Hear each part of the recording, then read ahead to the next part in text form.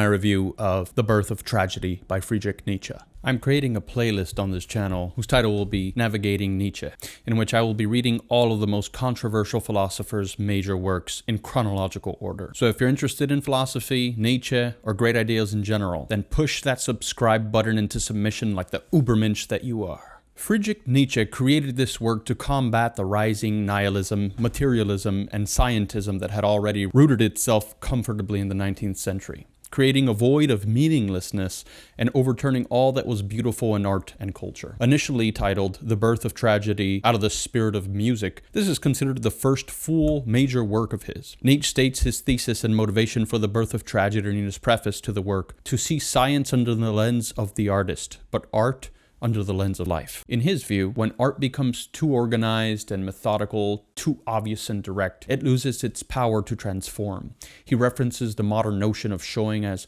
opposed to telling in the craft of writing.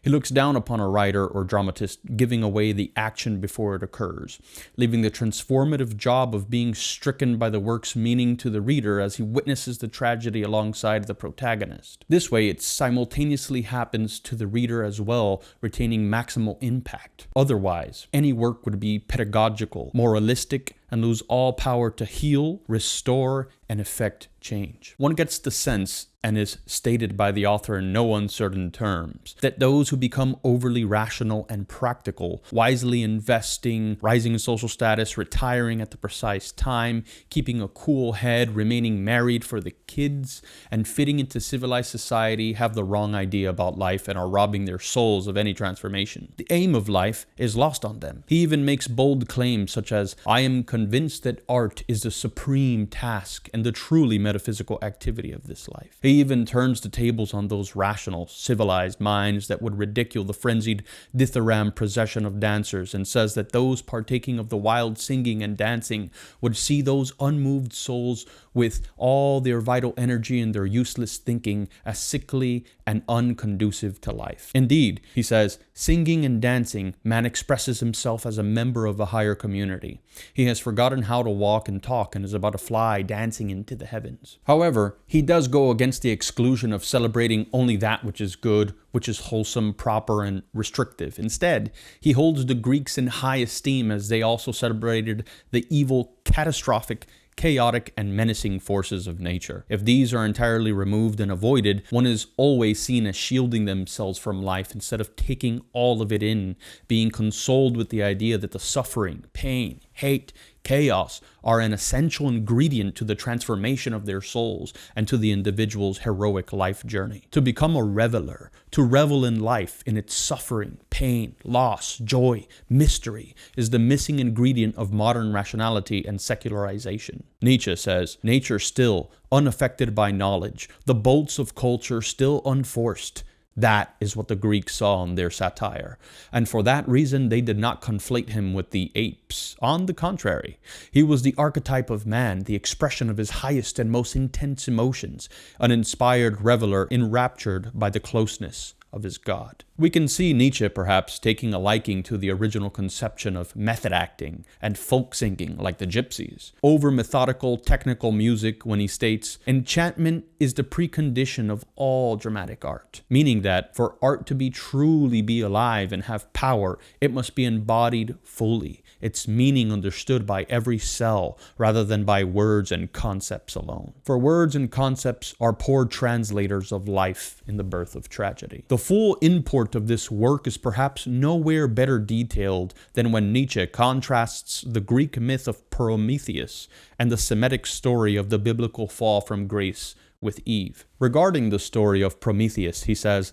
that it may have precisely the same characteristic meaning for the Aryan spirit as does the myth of the fall for the Semitic, and that the two myths are as siblings to one another, in which the best and highest blessing that mankind can attain was won by an act of sacrilege. He contrasts the Promethean myth as a masculine uprising and taking of fire from the gods, which he labels the active sin, whereas the fall with Eve is a deceptive, curious, susceptible, lascivious nature, all seemingly feminine traits, as the primal sin which caused the eating of the fruit and precipitated the fall. It is hard not to see the point in this contrast. However, what Nietzsche conveniently and not so subtly excludes is the fact that it is the fall of man, the fall of Adam and Eve, containing both man and woman, integrating both natures, both genders, and all of mankind within them, rather than attributing the entrance of sin and suffering only on the back of woman through Eve. You can see the preliminary idea of the overruling of good and evil here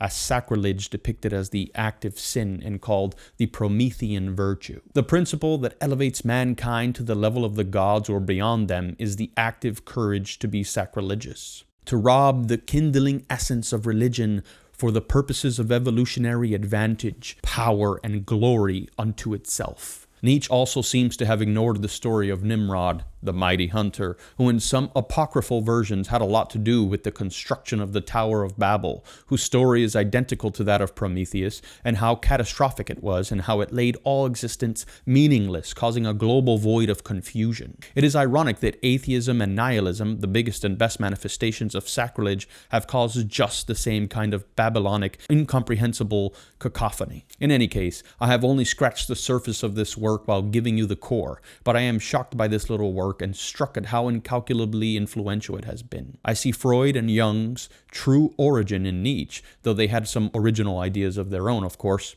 especially Jung with his wise rejection and warning against Nietzsche's magic trick to have ingrained morality disappear into thin air. Though Nietzsche is at the foundation of all their beginnings, as Kant is to Nietzsche, I suppose, in reality, the main broad scope of what Nietzsche is driving at is actually just intuitive, and that is exactly what he is driving at. But modern culture has drowned intuition so far down that Nietzsche's proclamations ring out like thunderbolts of revelation to our hard-of-hearing ears, and lightning rods of remembrance and déjà vu to our over-secularized foggy vision. The criteria of art under the Apollonian and Dionysian is a bit convoluted and haphazard. It seems more like Nietzsche was attempting to place and praise Wagner so much, something he later regretted heavily, that he muddled the idea just a little. There is clarity and value to his distinction, but he seems to get lost in it himself somewhat. I see Stravinsky's music being much impacted out of this work, some of Mahler's and even John Coltrane's. Though the basic premise that Socratic or theoretical man over logic, scientism being the pinnacle consequence of such modes of thinking, has blinded and deafened man to his current state of pathetic void, is expressed in possibly one of its best diagnoses I've ever heard to date. It is most valuable as a reminder to live like natural man as opposed to the superficial, to live exuberantly in the face of tragedy, to shed tears of joy amongst the terrifying shouts of agony, to live life in wonder and love the pain as much as the joy, and revel in the mystery of life without logicizing and thinking it away for fear of its dark mysticism and profundity, to be suspicious of over-civility, polite society, intellectualism, secularization, to remain grounded and rooted to your soil's myth, religion, instinct, without adulteration, and that, as Kierkegaard states, purity is to will one thing.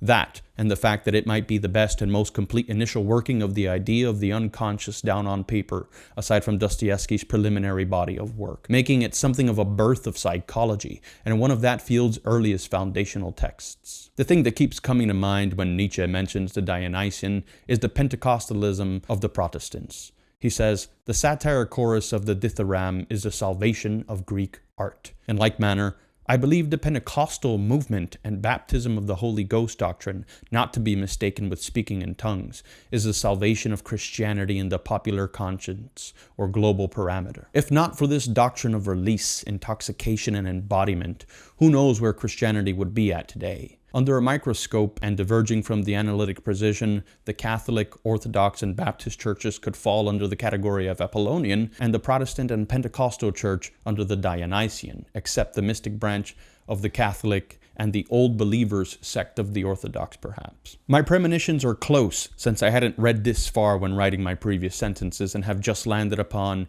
myth, the prerequisite for all religions, is already thoroughly paralyzed, and even theology is dominated by that very optimistic spirit that we have just described as the germ of destruction of our society. Nietzsche, of course, was raised Lutheran, and so not a big divergence from the Catholic or Apollonian spirit, as it were, for this analogy. In simpler terms, too much rationality in religion, and in this case Christianity and theology, has left it limited of transformative power, and even possibly made it corrupting to varying degrees. I remember audiobooking Thus Spoke Zarathustra a handful of years ago and liking it a lot. However, I remember thinking how Nietzsche wasn't actually saying radically different things as Christ or early Christians. In fact, he sounded like a preacher. Of course, I'm not unaware that he took the gospel format and language to write the book, but he simply stated a lot of things that religious or practicing Christians seem to have inverted or become blind to. The same case with the Pharisees and Sadducees who followed the way and prophets, but in their meticulous reading of them